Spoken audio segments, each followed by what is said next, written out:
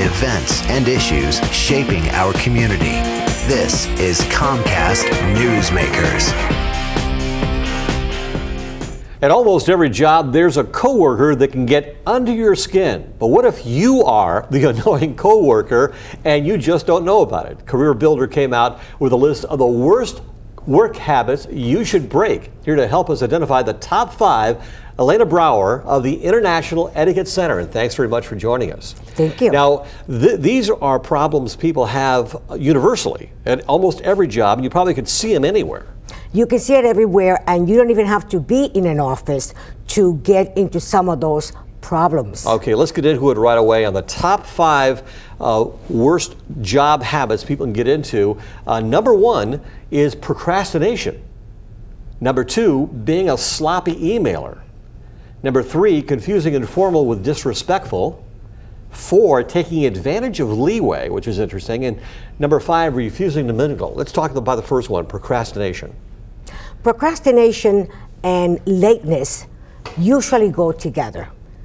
People are not that aware that it's a problem being late or handing in a project late. My suggestion for people who do that is get 1 or 2 more alarm clocks. And as far as procrastination, make believe that your report is due today. Finish it today, even though you don't have to hand it in until tomorrow. So always try to be the first one at the office? Is Correct. that what you're saying? Yes. Okay, being a sloppy emailer is number 2 on your list.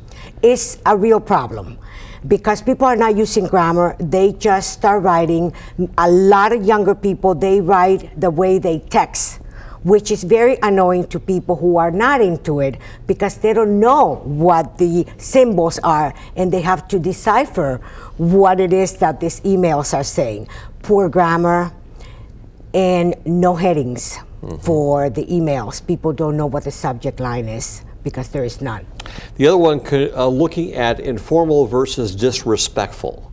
And are you talking about mostly the bosses here? Yes, in a lot of offices, they want to come up with a friendly atmosphere.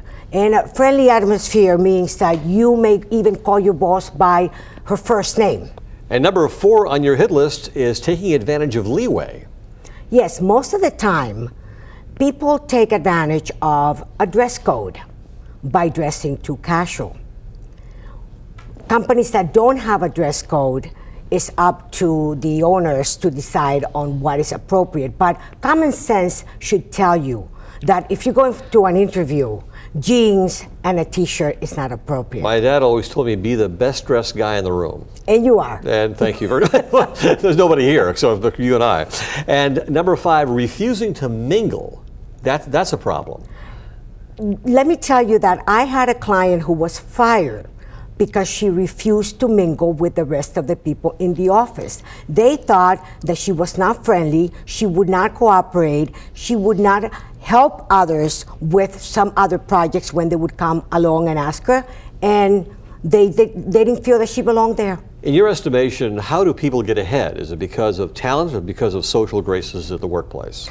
It's got to be a combination, because if you only have talent and you don't have any good business manners, you're going to be a failure, because it's all those little things that help you that makes the job a little bit easier by getting along with people and knowing how to. And lastly, social networking has become very popular, and a lot of people sort of, when they're frustrated with their workplace, try trashing their workplace with social network avenues. That's a wrong thing to do, right? Not only the wrong thing to do, but the bosses or the friends always find out, because anything that you have on a social network or an email is It'll come back to bite you, right? Today's Newsmakers showed us how to break some bad habits at work. For a complete list of the top 10 worst work habits, you can head to newsmakerssouthflorida.com.